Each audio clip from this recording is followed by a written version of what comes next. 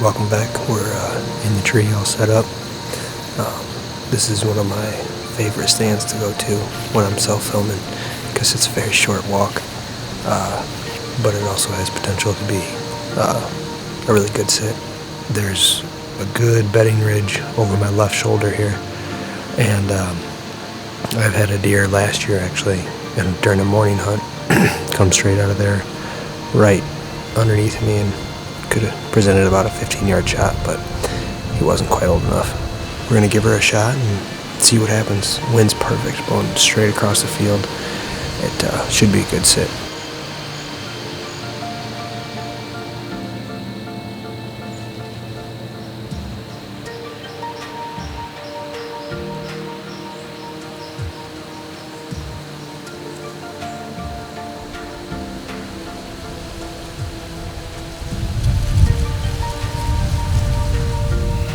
Midwest Whitetails, the Heartland series. We're out here on our south farm here tonight. We're hoping for a couple different things. We're gonna take out some doe if we get the opportunity. And then second, we had a cart pull the other night that had a buck coming in right after daylight. So we're hoping to get him on hoof and just kind of check him out. It was really hard for us to tell if he was a shooter buck or not with the picture we got. We got decent weather, south wind, which allows us to hunt this. It's only about 5 acres, so we're pretty much in about the only spot we can be.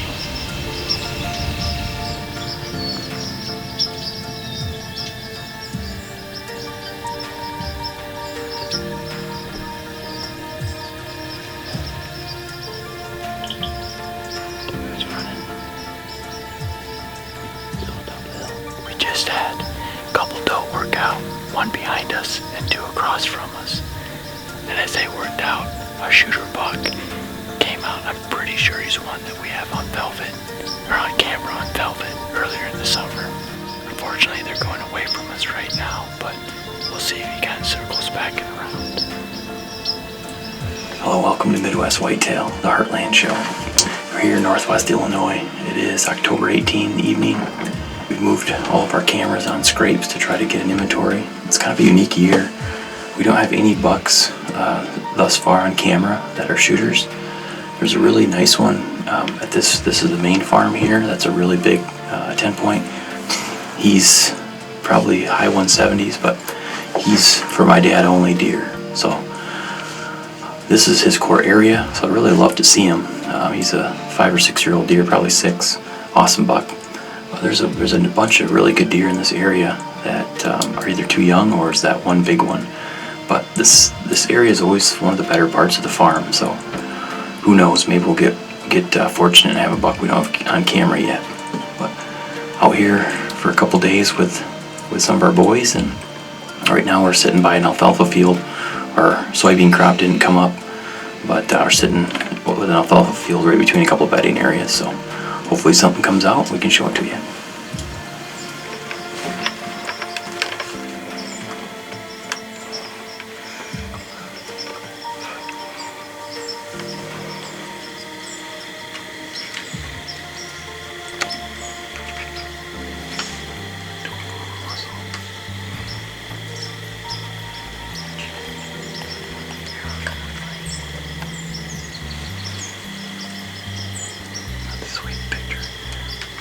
Oh man, what a hunt this evening, October 18. We went to that spot specifically hoping to film that deer, and although it's not a deer that I could shoot, this is the one that we're saving for Dad. This is his top hit list buck. Was really hoping, wasn't really expecting, but was hoping to see this deer because this is his core area. So really exciting hunt with the boys. We saw a couple nice, looks like probably 3-year-old bucks, a whole bunch of does and little bucks, and really things are starting to heat up. You can see that one deer was bumping some does, and a couple weeks from now, then things will really get in full swing. But really cool to see a deer of that size and of that age, just a massive body on him. We're thinking he's probably a 6-year-old deer that we call ringleader. So really neat to see, and glad that we could share it.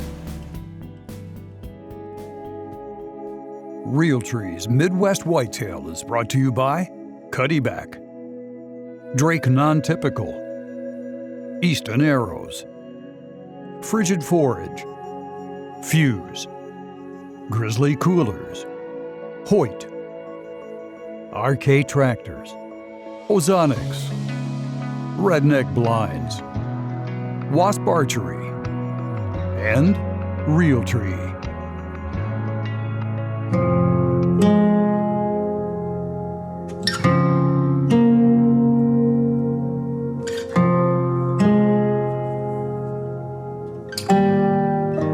Hey guys, welcome to Midwest Whitetail, the Heartland. It's the afternoon of Sunday, October 20th. It's not ideal conditions today, even though it's the second half of October. It's about 65 degrees, kind of a stagnant wind, slightly east. So I'm actually just focusing on trying to fill some urban doe tags. I didn't want to go into that small private property that I have permission on where I'm chasing dime. And then I did want to go to one of the urban spots where I'm getting a real nice shooter buck. Kind of wanted to play it safe and still get out today, but every year you have to earn a buck tag for the following year by shooting 3 does. So I'd like to get a doe or 2 on the ground tonight. I have 3 doe tags to fill for this urban zone, and then another one about a half an hour away. I have another 3 doe tags, so gonna try to check some of those off the list this afternoon.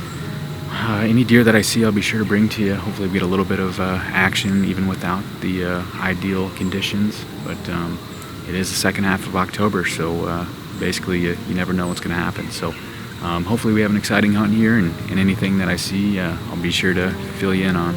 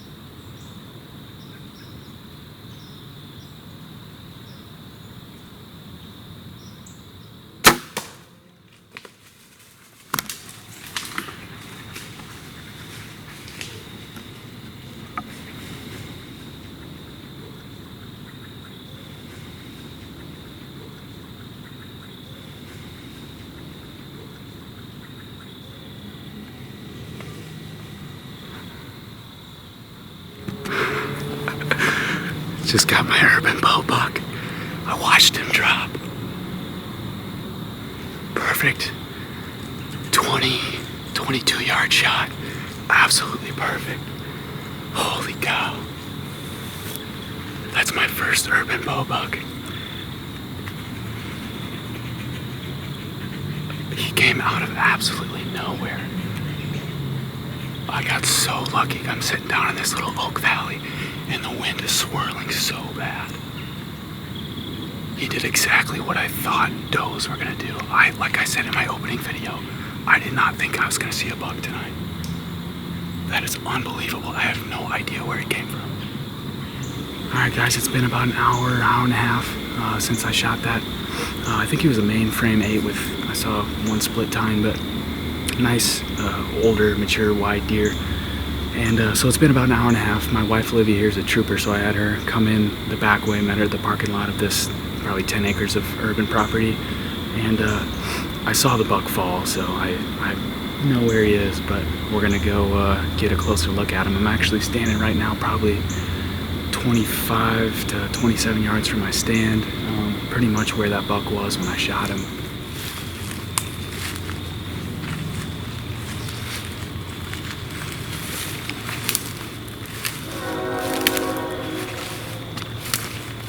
see him laying right here. You can already see he's a nice wide. I think he's an 8 with a little split, making him a 9, but he's only about 10 yards away, so let's go get a good look at him.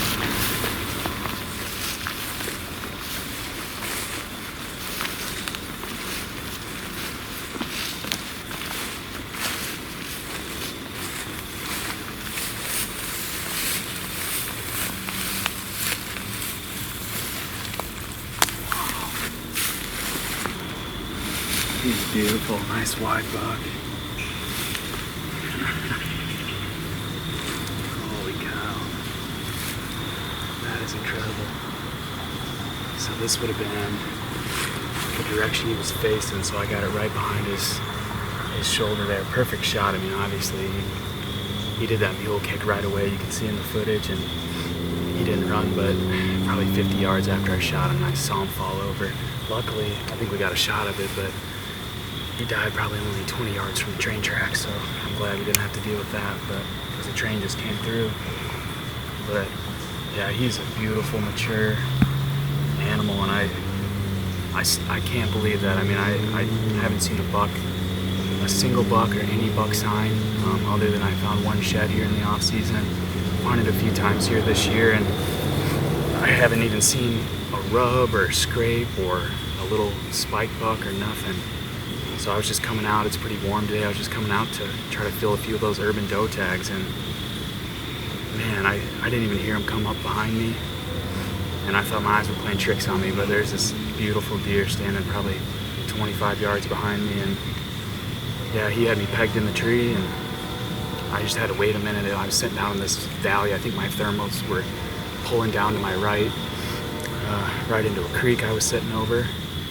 But he was acting a little fishy, you know, they're a little more used to human scent around here than some of those country bucks. But yeah, I thought he saw me, and I knew it was kind of now or never, so I had to kind of do a half stand, half sit, and sneak an arrow through a branch. But I felt comfortable about the shot. He wasn't too far, so I felt real good about it. I had plenty of time to get calm and steady and get my bead on him. So wow.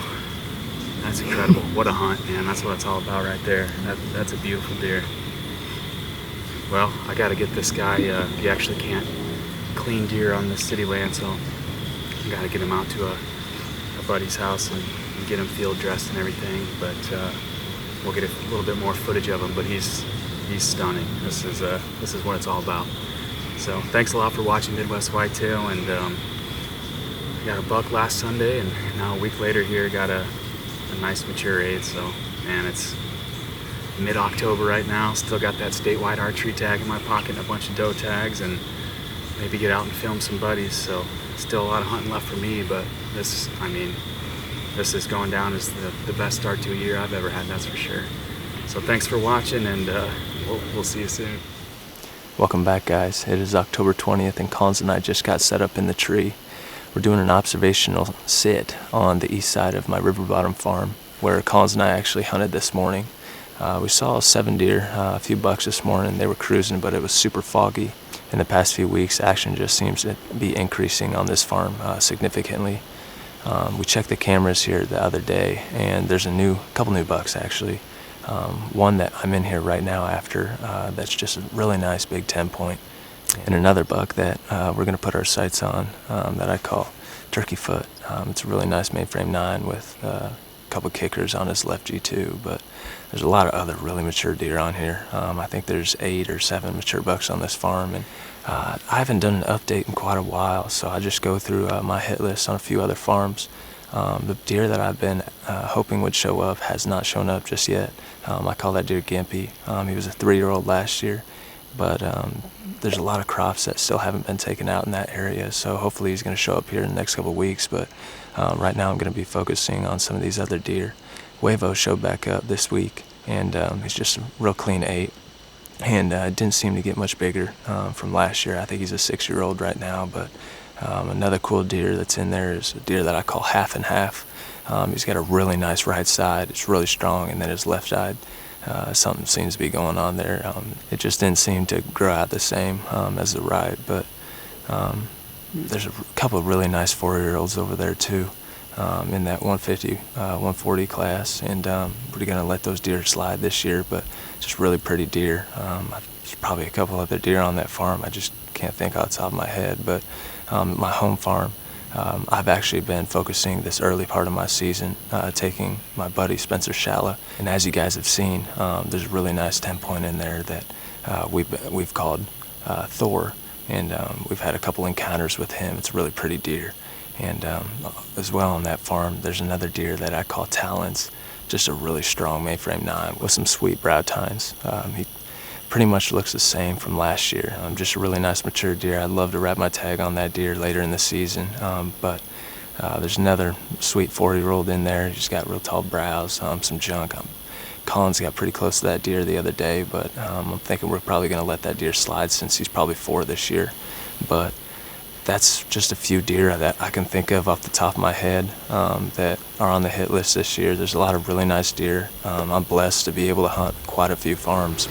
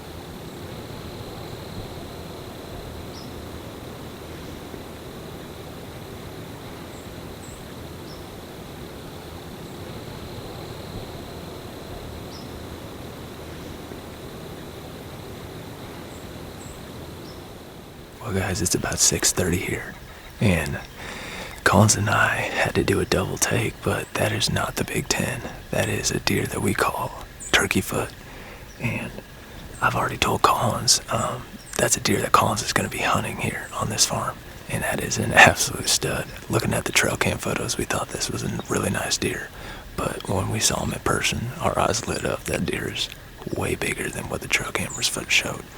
But he just worked off in this thicket behind me, and I think he's headed off to that food plot. So we're going to keep this interview really short, and then we'll get back to you in the truck.